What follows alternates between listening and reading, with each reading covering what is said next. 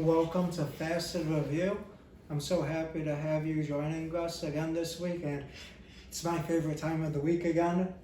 I'm just happy.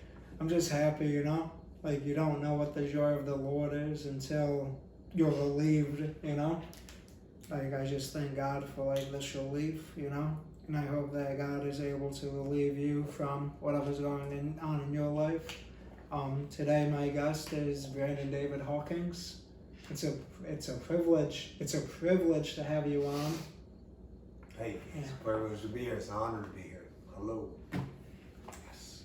And Brandon has a gift for making smoothies. He does. He has a gift he does. You just gotta try it one day. Amen. Hey. So I'm gonna go ahead and.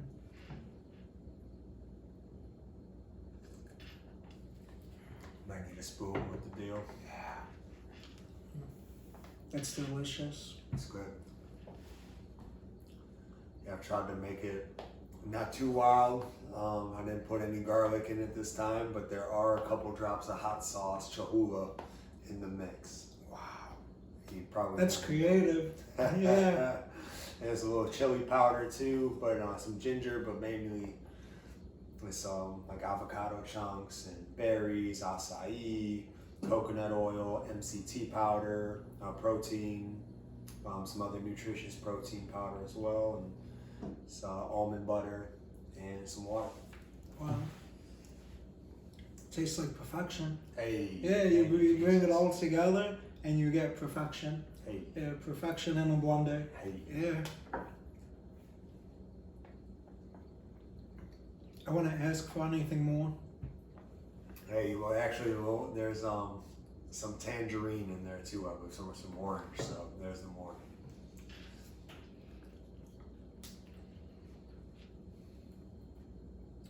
So you founded Music City Crypto. Yes, sir. I want to hear all about it. Hey, well, all right. Music City Crypto, it was actually birthed out of a transition. Even goes back to a couple years ago when the pandemic started. It was like we went from pivot to pivot, and I was in Austin, Texas, at what was left of South by Southwest, and the whole country was shutting down, and we decided. I still went out there by faith because I was really interested in the creative co-working space, helping empower creative entrepreneurs, musicians, artists to get the advisory and the wise counsel, to be around other entrepreneurial leaders, accountants, attorneys, those other things that they need, even to have that support while they're on the road or they're just at home making music or building. So I went out to South by anyway, what was left of it, and felt in my gut to pivot to Nashville. And Nashville became a safe haven for me in the start of the pandemic for about 28 days.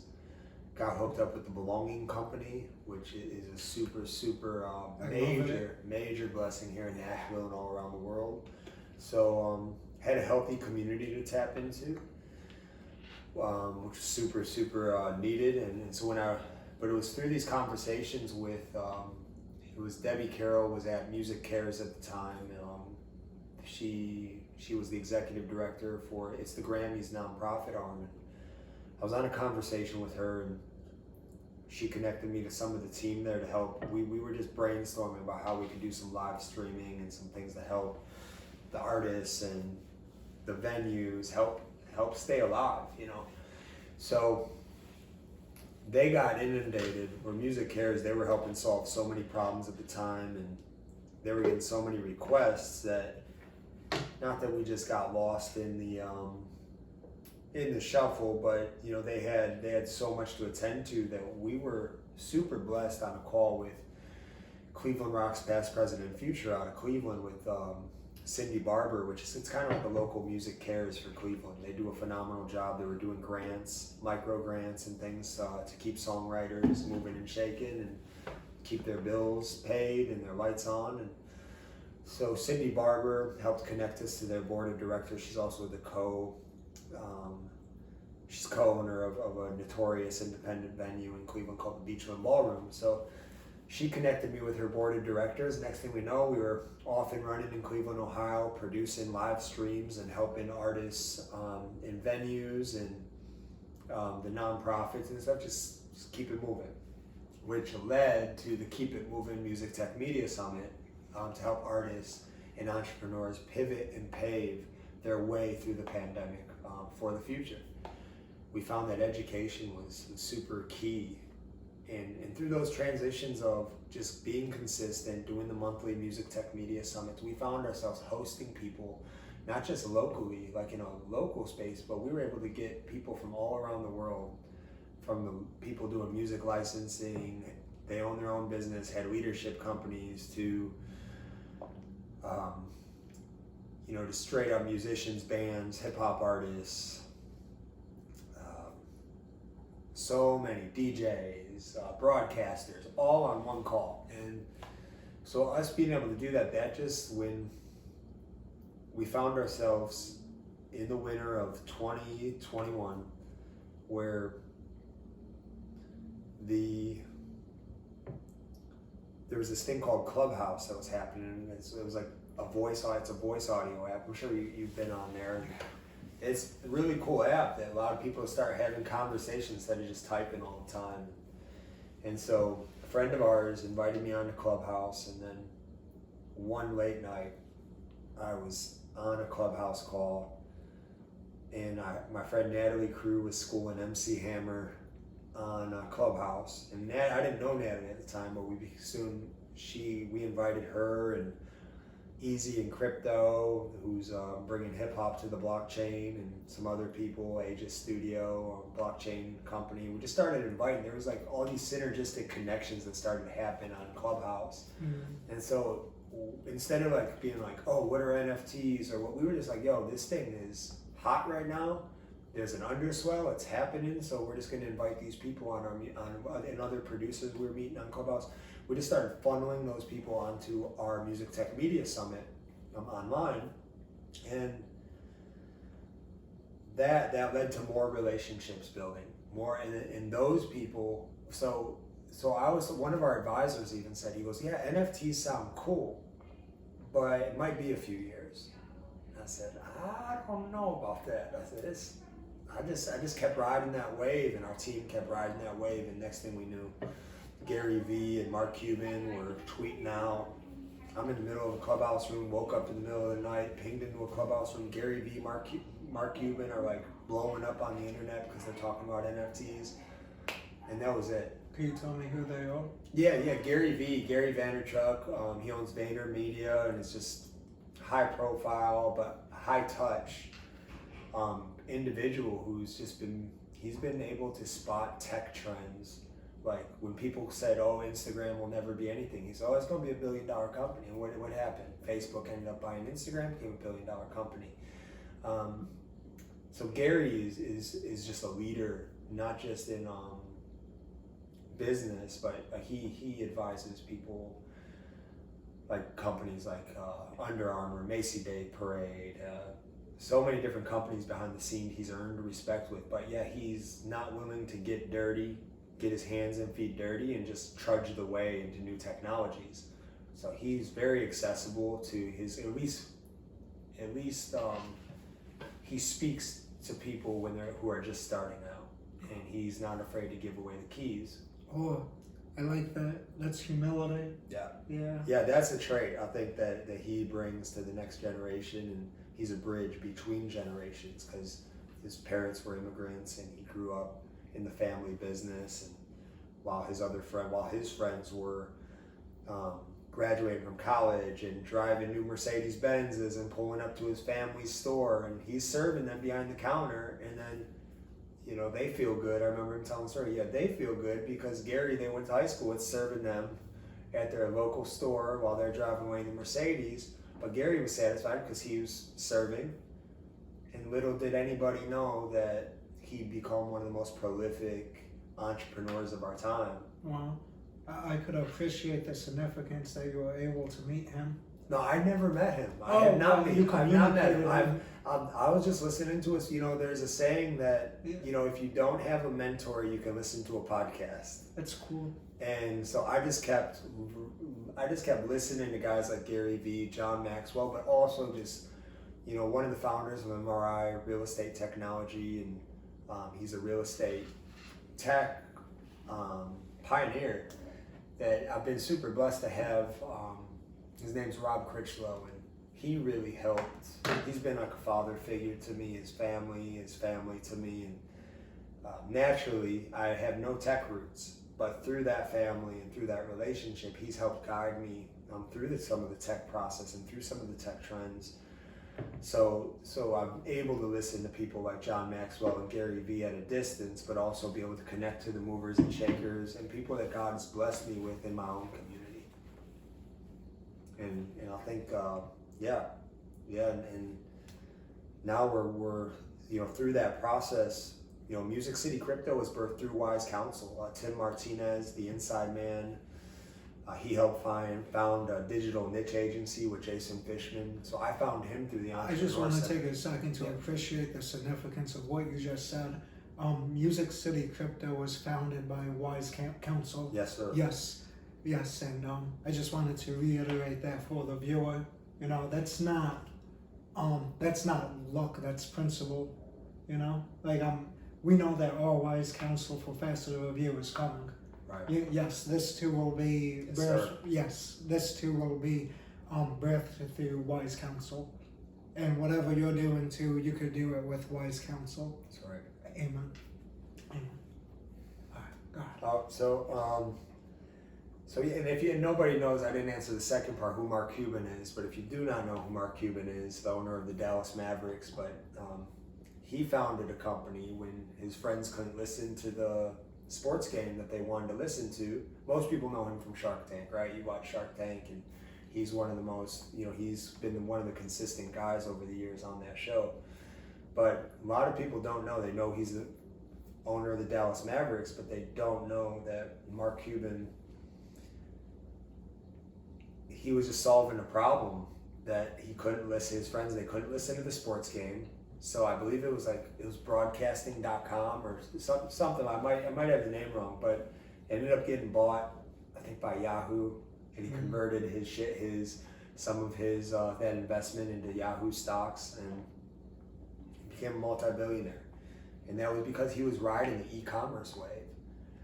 So, Music City Crypto is really it's like you were saying earlier, it's a hub for its new technologies, and to help create a community that people can begin to understand without having to get the whole thing. They can begin to feel like they're catching the vibe without having to eat the whole elephant in one sitting. Interesting. What is your foresight for the company? Where do you see it going? Well, we started out just building, we were already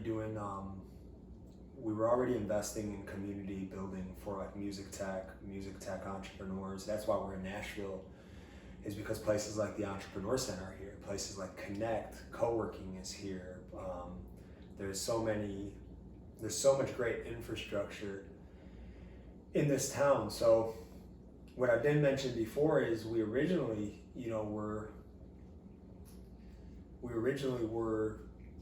focusing more on music tech, and had a brand called the Cleveland Nashville Connection, to the idea of Cleveland being a brilliant, innovative company, or innovative city, and Nashville having so much infrastructure. So over time, and like we said before, through meeting with different advisors, and especially like some of these key guys like Tim, that came through the Entrepreneur Center, that was recommended to them, that Tim, it was in a conversation with Tim at Pinewood Social. If you've never been to Pinewood Social in Nashville, you gotta go to Pinewood Social. It's like 2 buildings down from the Entrepreneur Center.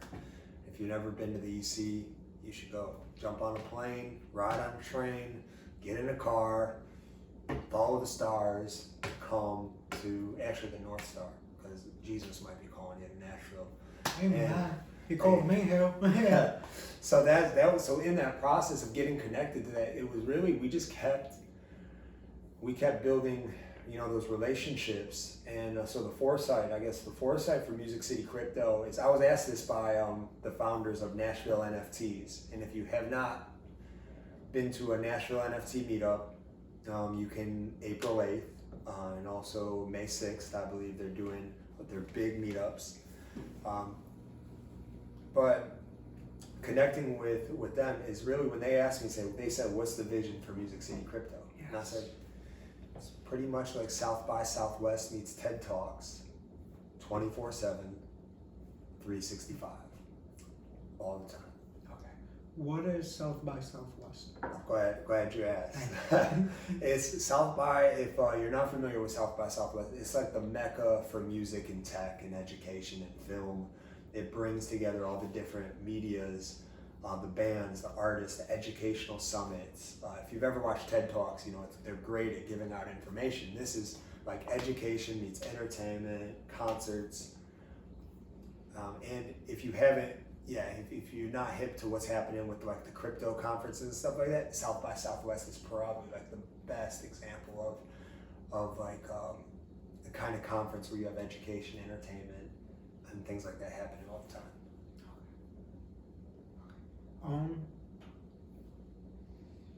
Just so my understanding is elaborated, just for a deeper understanding for both myself and the viewer, what is Bitcoin and NFTs? All right, well, Bitcoin's a cryptocurrency. Is founded, with the idea of for decentralization of finance. So it's it's like a trustless currency. And I don't want to pretend to be an expert about any of that, but I can do my best to give like the basic understanding that I have and point you to some people who can help give you even a better understanding. So Bitcoin is semi-basic for when it comes to cryptocurrency. It's what they're saying is the most stable, right?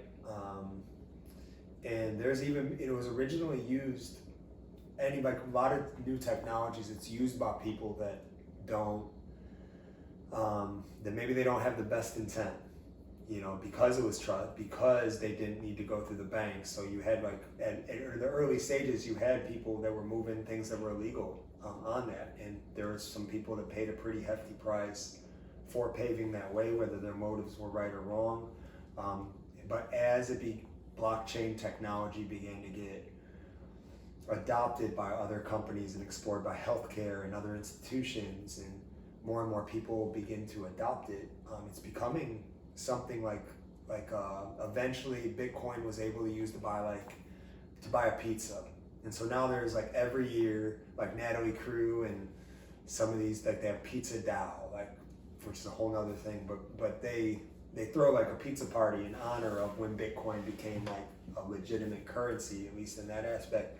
But now, it's you can attach it, Coinbase is the new PayPal, and you can use Bitcoin almost in to pay your bills or different establishments. Now NFTs, so and then there's other cryptocurrencies as well, and then there's NFTs, which is more, it's not really a thing, it's not just a Bored Ape or a JPEG, it's a technology and a process. Technology and a process. And that could lead to, just to kind of explain a little bit what that is, you have Bitcoin and then you have Ethereum. Now Ethereum is more the superhighway that applications can be built. How many apps can be built on iOS, many decentralized apps can be built on Ethereum. And that's and some of those things are NFTs, which is a non-fungible token. And non-fungible it's pretty much it's not a commodity. Something fungible would be gas prices or the price of milk, or those are fungible items, right? But non-fungible is just anything with perceived value. Being able to sit and have dinner with you, the dinner might cost $25, but the time with you is priceless, right? Because you have gifts, you have talents, you're bringing value to the tables, right? So it's a concert experience, could be a non-fungible token. a loyalty program. It's not just like pictures, even though with like things like NBA Top Shot and like the Bored Apes Yacht Club that people might hear in the headlines, or what Snoop did, or some of these different people are doing, like it's known for that. But the reason why people like Mark Cuban, Kevin O'Leary, these guys from Shark Tank, and so many other people are getting involved in this space is because of the technology. It's the NFT technology that can do so much for creatives, entrepreneurs, and even just help streamline processes that used to take so much more time and energy to fulfill. Interesting. What kind of foresight do you have in regards to NFTs?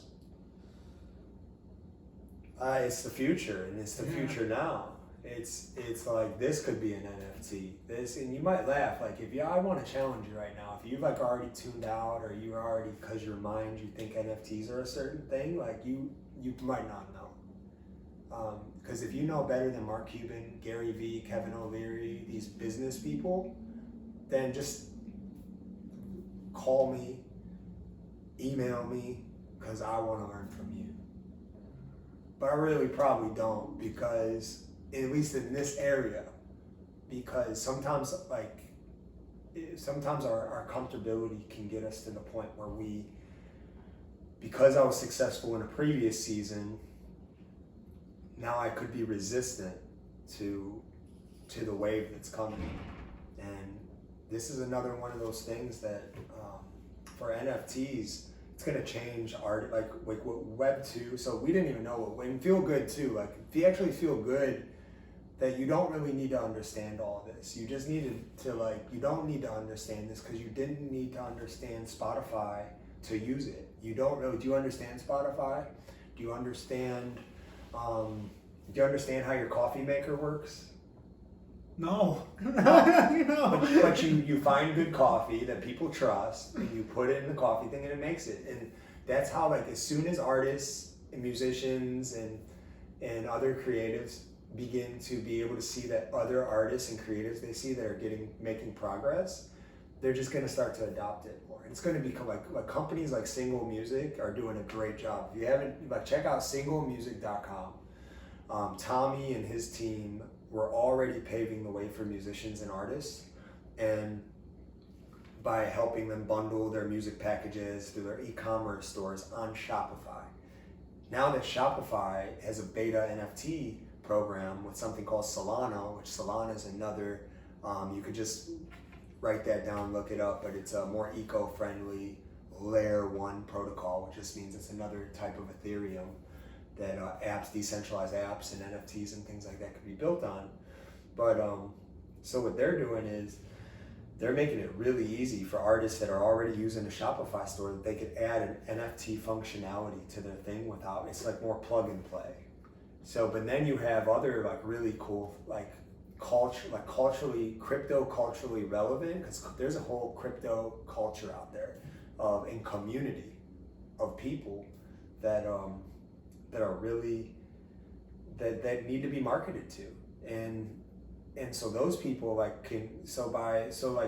there's another protocol called Near Protocol, and our friend Amber. Now I want to tell you. Can I tell you about Amber? Go ahead. All right.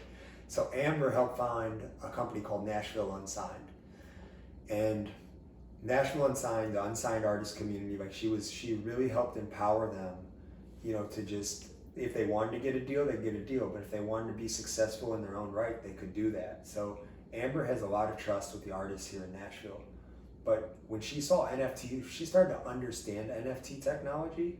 She pivoted and built something called mintingmusic.com. And she's working with this really cool protocol called Near Protocol, but she's also willing to work with other protocols as well. But she's doing a great job with education. So I get to know the people and I'm learning over time, but one of the best things I say is go to mintingmusic.com, go to singlemusic.com. Both those sites have articles, and they're both at different parts of the spectrum as far as for NFT culture. They both have services that could help creatives, artists, and also help give you foresight for entrepreneurs. The way I think of NFTs is it's kind of like it's a digital package. You know, it's kind of like the package that houses content. You know, and that content could be music, you know, an image, maybe even movies. And you have to buy that package to access the content. And it's not like copy and paste, you know? Once you have it, you own it. And maybe only a few of them are going to be, you know, whatever the digital equivalent is for printed, you know? Only a couple of that type of package is going to be produced. Yeah, there's way that like there's so many. It's whatever you. It's like Amber was saying. It's like you have a box. It's whatever you want to put in that box is what it's gonna be. Wow. So yeah. So if you want to sell no, go ahead. No, that's yeah, it's gonna be big, you know, because that's I don't want to say vague. I don't want to say vague because that kind of like downplays the significance of it, but that's very lucrative, you know. It's like, say you have a flower business and you want to sell a 1-year package where you get flowers every month delivered to your door. That could be an NFT. It could be a song file. If you're an artist, it could just be it's bringing value back to the song file, because our music, most likely in a lot of ways, if artists want to continue putting out, it's going to be free. But if you want to bring value, if somebody wants to own, like you could actually make 100 of those song files, the actual MP3 song file, available to your super fans and let them own it. And then if they want to put it out on different streaming, like they could have the rights to distribute your music for you and with you. So I think something worth mentioning here is, like, NFT technology may be new, but the idea of gamification and incentivizing people to do things as like clients, or like to get your customer to or incentivizing people to take actions and then rewarding them, that's not new. And so being able to reward your fans or your customers for doing certain things and then reward them with airdrop NFTs, which means they'll surprise you with an NFT. There's so many, like, without getting into all the details of how it all works, like, but at least you have the opportunity to understand it if you want. Like people who traditional, like, centralized finance and things like that weren't always attached to empowering creatives. And what music was, for when Napster, like, this would be a good way to follow the trend. When Napster came out in 1999, Sean Parker, radical, you've probably seen him in what was that movie, the Marks of the Facebook Story. So Sean Parker helped found Napster in 1999, and he was a rebel, with or without a cause. That's to be determined. You'd have to ask him, but I think he probably saw some things, and he was, I think, he was like 18 or 19 years old, founded Napster, which made peer-to-peer file sharing, which trading music all over the, like, the only way you could get music before, for the most part, was going to a record shop or going to a concert and trading tapes, like groups like the Grateful Dead and Dave Matthews Band made famous. Keith Green also did that as well. He was huge with giving away the music. And so at the same time, though, Michael Dell, who founded Dell Computers, he was giving a speech to a group of auto workers in 1999 where he talked about the 3 C's, which is content, commerce, and community.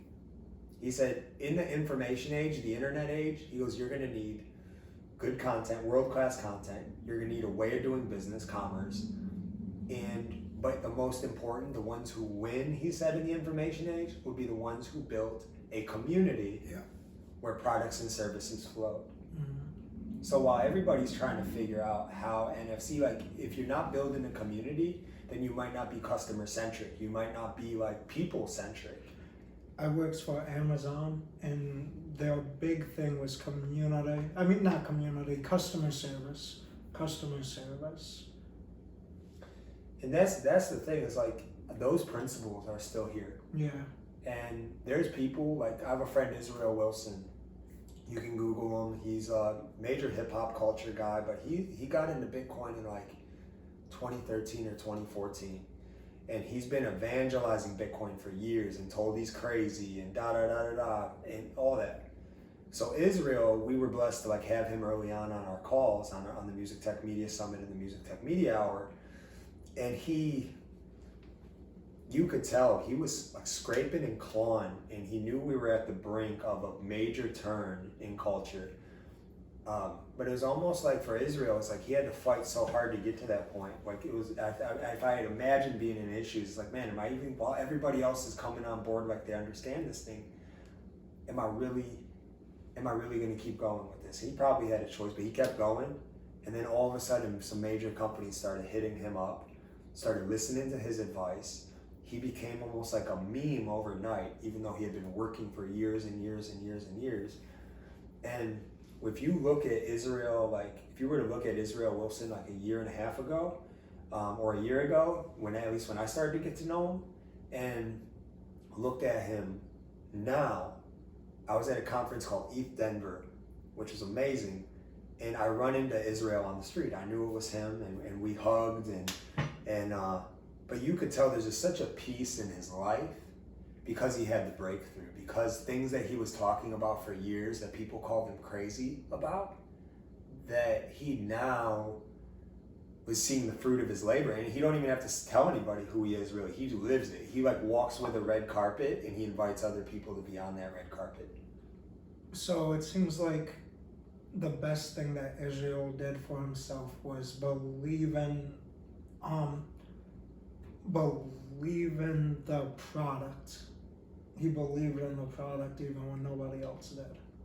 Yeah, I mean, and he believed in he was just like, it's kind of like NFT culture and blockchain culture, crypto culture, whatever you want to call it. And you could start in 3 phases. Like you could start off as being crypto curious. Hopefully, if you weren't interested in crypto, you become interested, at least curious about it.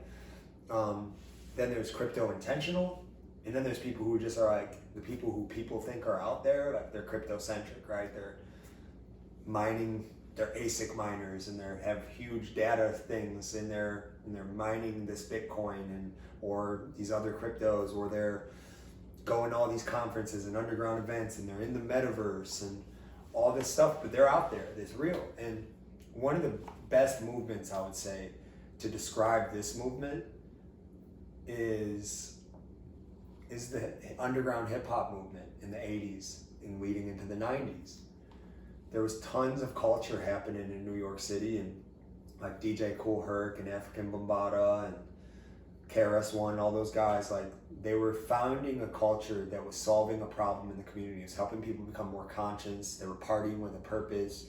They were, whether you believe in the philosophies and all that stuff behind that, regardless, it became a real bona fide movement that was making impact, and in many ways positive impact. Eventually, when it became commercialized and more bigger corporations promoted, there was a difference between hip hop that was being birthed in New York City and then what was being taken to the rest of the world eventually in the 90s. And some people would say it took a negative turn commercially.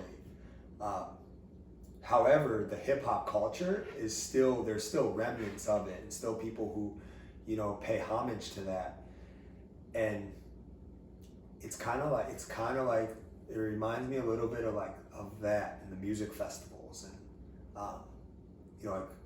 I found when I was in ETH Denver, it's Woodstock. If Woodstock and Wall Street had a baby, welcome to Web3. Mm-hmm. If I had to sum up Web3 in one thing, it would be Woodstock and Wall Street had a baby, welcome to Web3. This is what the world's fixing to look like, at least for producers and people who maybe were off at music festivals before in one season of their life and doing whatever they were doing are now, they became entrepreneurs eventually, and they're now capitalizing on this, but they're using their grassroots community building skills to build organic communities, micro communities.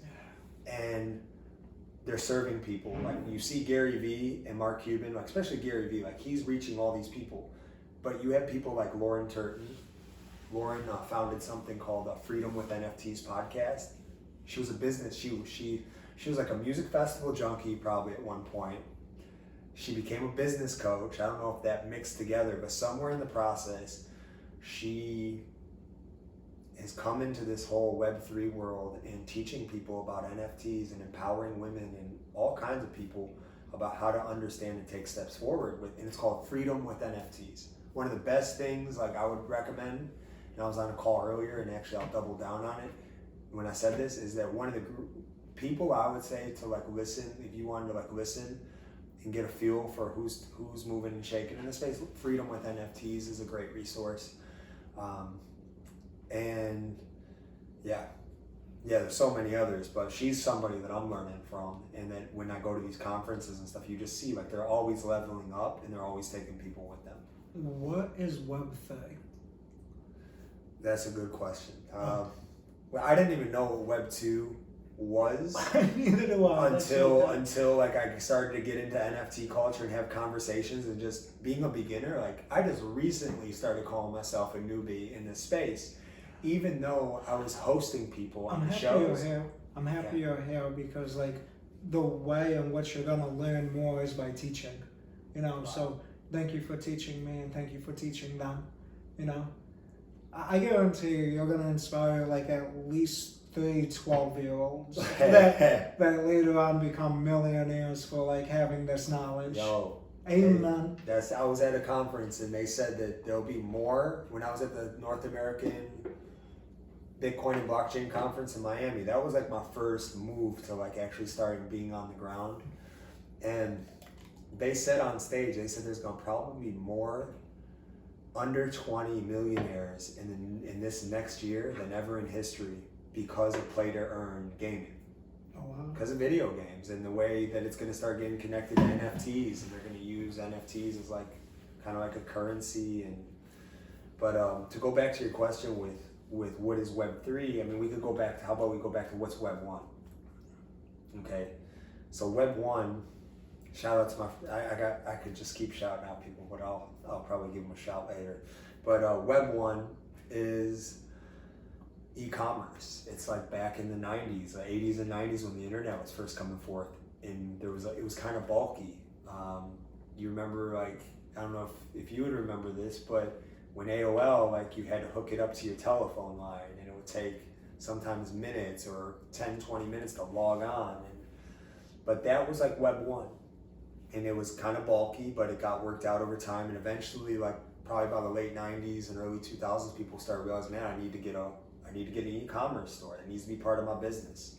A smartphone started coming out, Web 1. But then like 1999, when Napster came out, that was really, and then you go into like MySpace and Spotify, or Facebook, Spotify, like YouTube, Pinterest, Reddit. That's all representation of Web 2. That's where more community building and social media, all that stuff would be like your Web 2. That's where you could reach out direct to your customer or to your family, to your friends online, build online communities, social, right? And even Web, that's a whole nother topic I could go into, but that's Web 2, right? So we're still in Web 2 technically. We still use Web 2 became like, when first only college kids were using Facebook, now it's like not just seniors in college, but senior citizens are probably the most used Facebook more than any other group. It's just the change in technology. A lot of the young people have moved on to TikTok and Twitch. And what is Twitch? You're twitching out there. No, Twitch is a gaming. Twitch is like kind of your tail end, which has helped pave the way for gamers and social media for gamers to be able to have a community where they're communicating with people all over the world.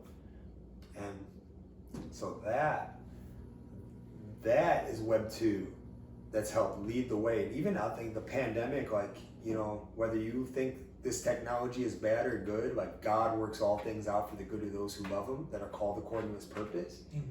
And I believe he cared when people were locked away in their houses. He cared when people weren't getting socially connected.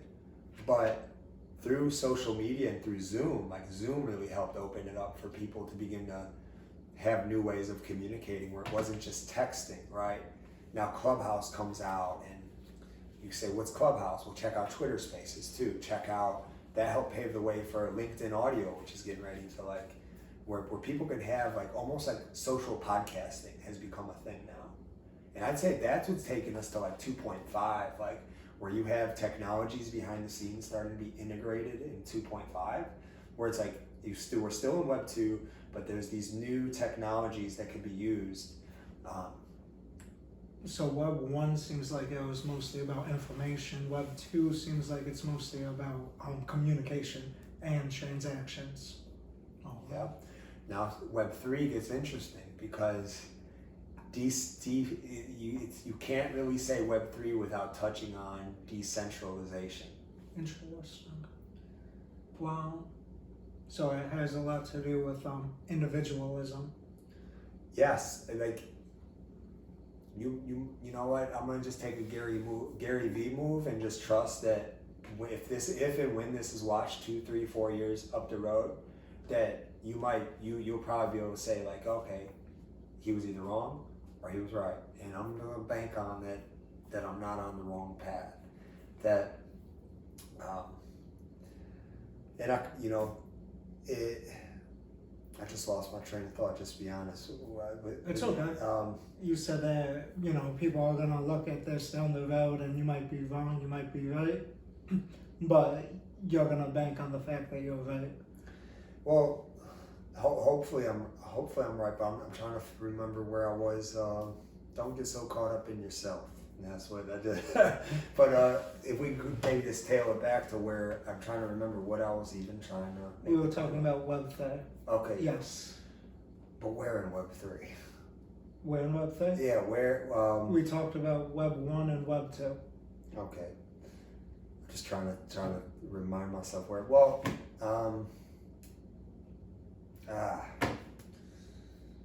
let's see. Yeah, I lost. That's okay. Yep. That's okay. So hey, you'll have to find out another time. Then. Yeah. Yeah. Could you I gotta thank you for being here. Thank you for the smoothie. It was good. I had like 3 cups. Yeah. Yeah, but yeah, I appreciate that. Thank you. Could we go into your background? Sure. Like as far as your faith goes? Yeah. Yeah, so I know where we were at now. Can I tell Yeah, that? Okay, go cool. for it, yeah. So where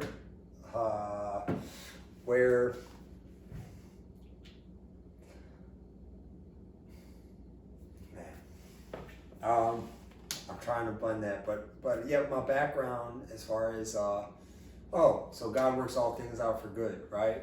So God actually cares about people being isolated and so these communication technologies have helped bridge the gap, and so it's I guess I'm just gonna let that ship sail for a little bit, see if it comes back around. But as far as my background, I grew up kind of a Curious George kind of kid, like climbing on the counters trying to get in and find, just kind of exploring, and I loved hanging out with friends, going on explorations through the woods, and my grandmother would watch movies with me.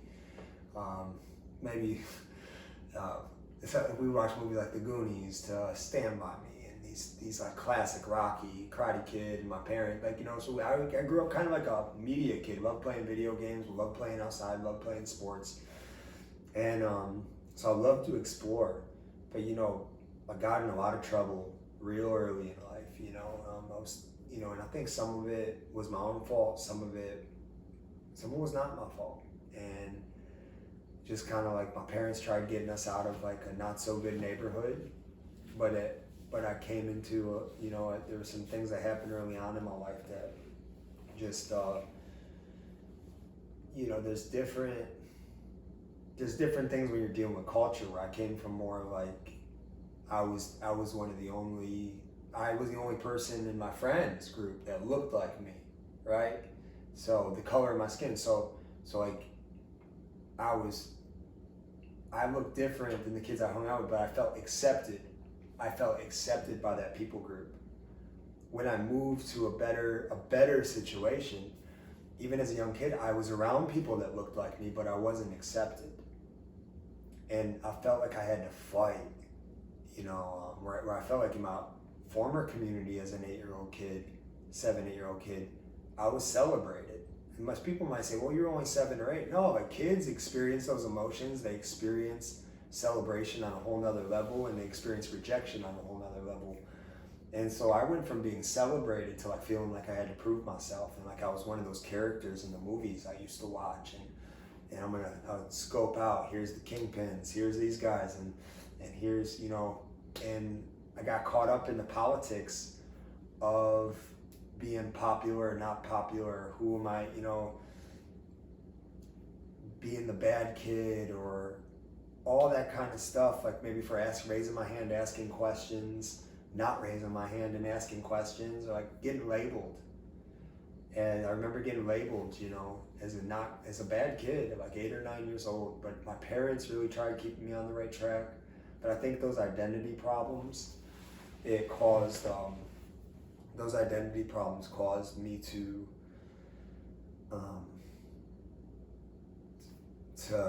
struggle. So this was after you moved? Yeah, I was like 8 or 9 years, you know, I was like 8 or 9 years old, but God is good, because by the time I was in so much trouble, I loved sports. Sports helped me, but sports couldn't save me. So by the time I was like 15, 16 years old, I was in a lot of trouble. And I was facing like 6 to 12 months in juvie, just because I couldn't pass a urination test, or, you know, a urination test. You know, I can't say because I couldn't pass it, because I wasn't obedient. I wouldn't submit to authority. And like, it was just like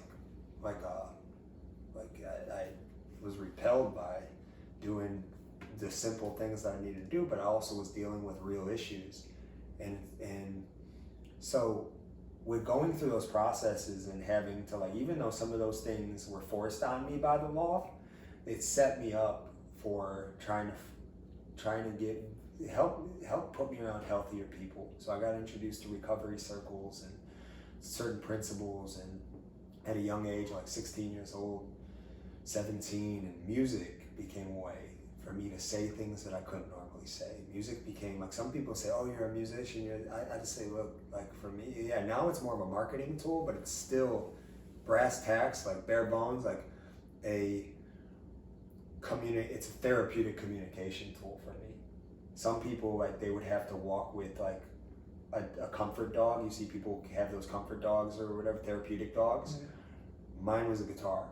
Oh, and wow. When I went through some of the toughest times in my life, and one of it was I was friends with, at some point I felt like a kid from the other side of the tracks, but I had a friend named Nolan and a friend named Marty who helped bring me together and help mend bridges in high school for me to be in community with people that I felt written off by as a kid.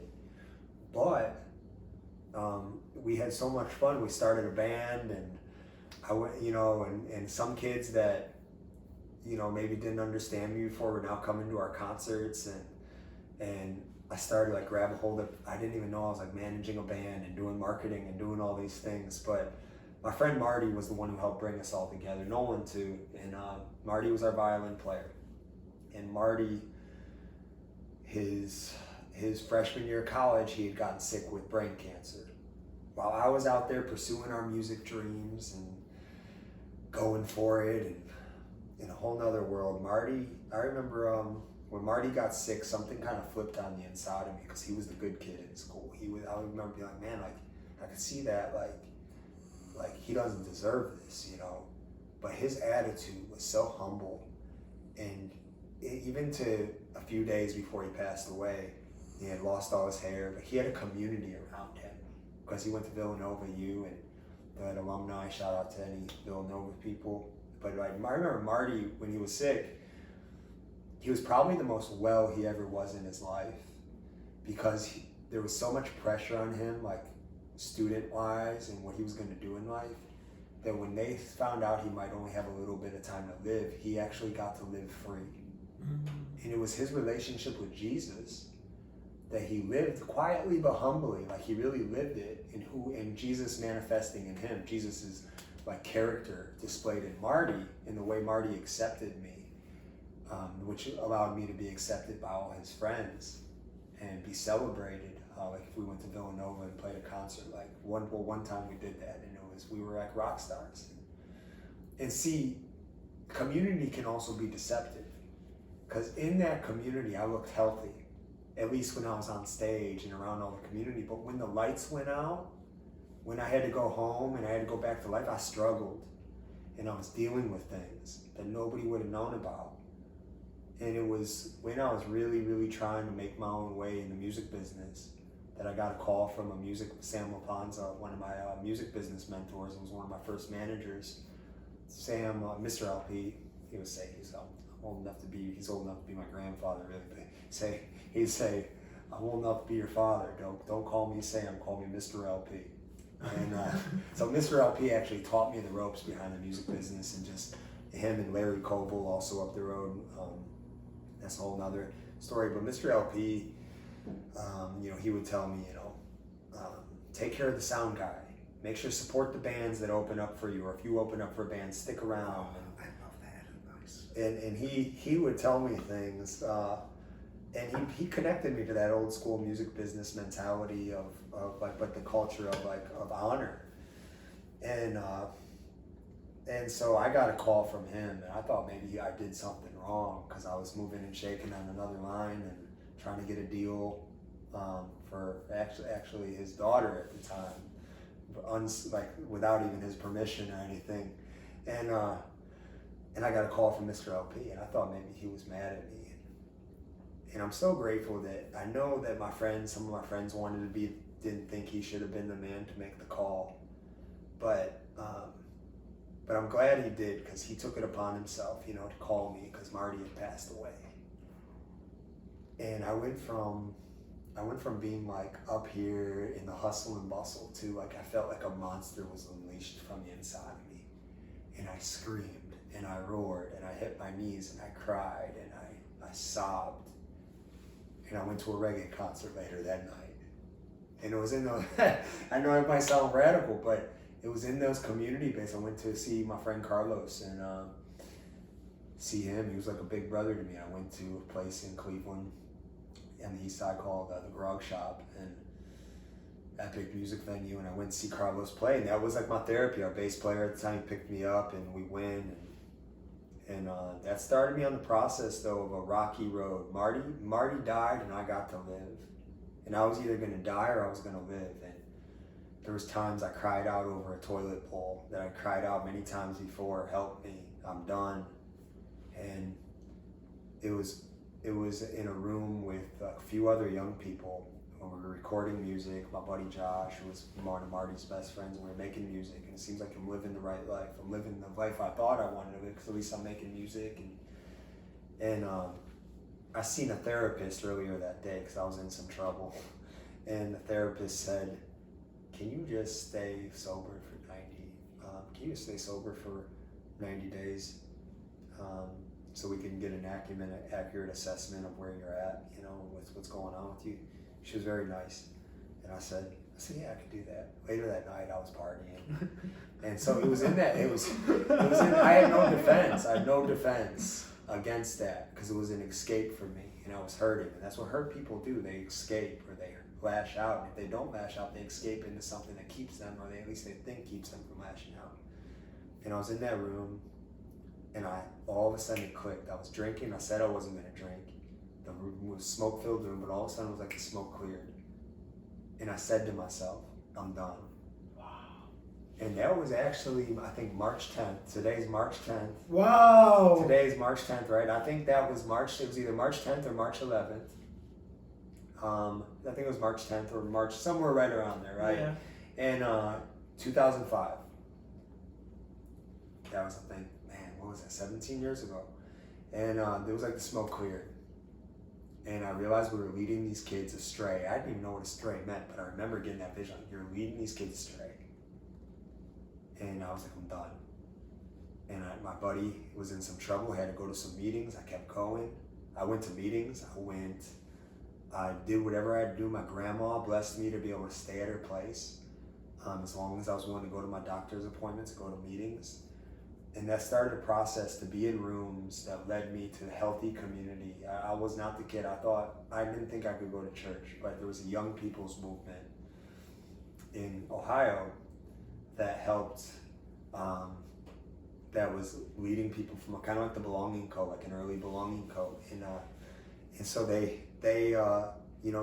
so somebody from those meetings took me to church, took me and a friend who was a big brother to me, helped save my life. His name's Landy Vicarone. He's a huge heart for youth. So we started going to church, and I was going to meetings, and it was in community that the process was happening. In community, the process was happening. Yeah. Because if I wouldn't have been propped up in community, there's no way. I don't know if I could have made it. But it was that guitar. I remember a friend. I was at the coffee table and I was crying, and I didn't know why. And I was new in that whole sober walk, and the fog was clearing. He said, "What's the matter, man?" And I said, "I don't know." And he goes, "That's all right. Just keep coming, man. Keep coming back. It's gonna be all right." I don't even know if he even said all that. I just remember him saying, "It's all right." And those people just kept loving on me, and I started to look at what men look like, men who took responsibility. And these men loved me until I could receive love for myself. Wow, Yeah. like they pretty much like stand the gap for you. Yeah, they really did. Wow. I didn't even know they were Christians or anything like. They just lived it. Wow. And it wasn't about them having a title. It was about them living lives of action. Their big thing they would say is faith without works is dead. And there's people I got to know that loved the Lord that never traditionally should have got to know the Lord on their own right, because they were not only rebellious, they were turned off by religious people. They hated the things that they thought God was against them. But they really just had resentments and felt rejected. And when they took those processes, they realized they organically came into a relationship with the living God. Wow. And that's what really happened for me. It was I was at one point when I cried out to Jesus, and I was in all different kind of philosophies and things like that. I cried out to him because I was dying. I was being murdered by somebody in the street, and I trusted that person, and I didn't even know what PTSD was, but God's hand was on my life. My life was spared, and I cried out for Jesus to save my soul. And seeing the movie The Passion of the Christ before that, I think that contributed to it. But then it was in 2007 when I was with my family, and I saw a gospel play, and I was coming out of kind of like a depression in my life at the time. And I saw the gospel play. I saw this play of the gospel. I saw Jesus go to the cross. It became so real to me that I was angry at Pontius Pilate, the guy who was playing Pontius Pilate. I was angry. I was like, it became real, but I knew I was on no drugs. I had a pretty clear head, but it was like I went back 2,000 years. I was like, yo, I don't want my philosophies anymore. I just want what I saw. Wow, that's just deep. And that was the beginning of a real beginning to walk with Holy Spirit, walk with God, and get a better understanding. And it was a family, the Critchlow family. They own RCR recording studios, and Rob Critchlow, I told you before, they were like, one of their sons really gave me one of my first Bibles, and just walked alongside me and kept empowering me to fulfill my dreams, and loved on me. And guys like some other, there's so many of people who I call my adopted uncles now because of their involvement in that process in my life. But I got real passionate about entrepreneurship after that. And Rob Critchlow helped set that environment in his household with books and leadership. And his son Kerry, who's a great producer out of Cleveland, so getting to work with Kerry. And Kerry would be like, yo, you could record music, but read How to Win Friends and Influence People by Dale Carnegie. Every chapter you read, I'll give you an hour recording time. Oh, wow. And every book report you do, I'll give you an hour. Every time you go to a leadership thing, I'll give you an hour. So him as a producer, like he helped lay the path where I still got studio time with him laid up because of all that. Like it gave me, it gamified me. They gamified me. They gave me, like, they didn't make it so easy that I didn't feel like I earned it, but then they also, like, they challenged me to grow. And it was eventually people like Mark and Nancy Columbus, pastors Mark and Nancy in Columbus now, who are major. They were running a multi-million-dollar landscaping businesses. They were running multiple businesses, and they fell in love with God at one point from the same city, and they fell in love with this Jesus. And now when I had a time when I really was hungering for the things of God and needed more understanding on the power and love of God and order and how to live this thing out, he would keep popping up in my life. And eventually he became a spiritual father to me. He became somebody who, when the rubber meets the road, him and his wife have treated me like their own son. Wow. And, I think that's definitely a kingdom key. You know, have a spiritual father. Yeah. Yeah, some in the business world they call it mentors. Yes. You know, and you know, so him through that journey, like being able to like see that these people, even though I might have kept going and doing my own thing, they didn't give up on me.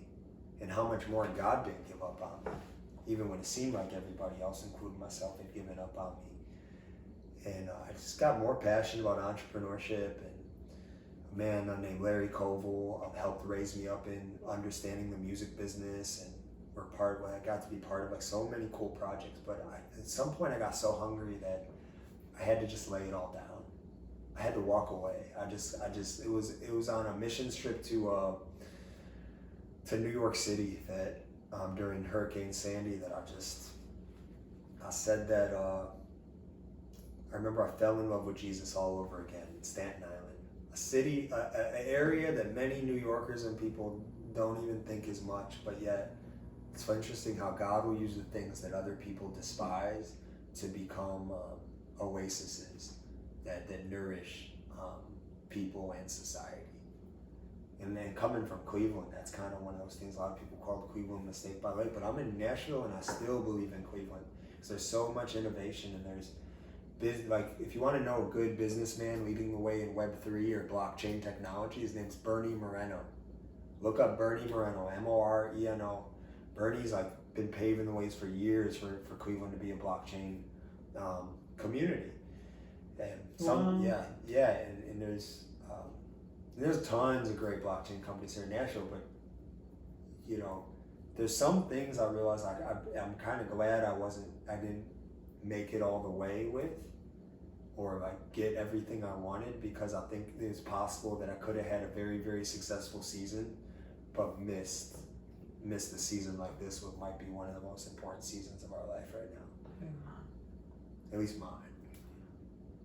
Amen. Thank you for coming on the show. Hey, thank you, man. Honestly, like, he became one of my best friends quickly. Like, I don't know, like, I thank God for your life. Yeah. Well, this is therapeutic for me, you know, because I think it's not always do you get to talk about business but then share your testimony or share that. I think there's some people just think people become like believers or Christians or spiritual, and they have a certain connotation, but it's really like it's a lifestyle. And it's like you say, you know, you get strengthened, you get fortified in community. Yep. Amen. Amen. I want to have you back on in a month. Hey. Yes, we're gonna have a sub-series with you where we follow you and your success with Music City Crypto. Wow. Yeah. Yeah, we're gonna have a sub-series with you. I'm excited about that, and you're gonna see. You're gonna move fast. Wow. Amen. Yeah. So to be continued. Like we say in Nashville, to be continued. Amen. And thank you for watching this. Like and subscribe. That will really help me out. And leave a comment. Let me know what you think I should eat next time. And thank you. Thank you guys so much. Bless you, man. Bless you too. Amen. Oh, Oh, and if you're wondering what's in the smoothie, it's acai, coconut oil, almond butter, berries, some greens, 2 drops of cholula. Yeah, I said it, cholula is in here, and a whole bunch of other good stuff.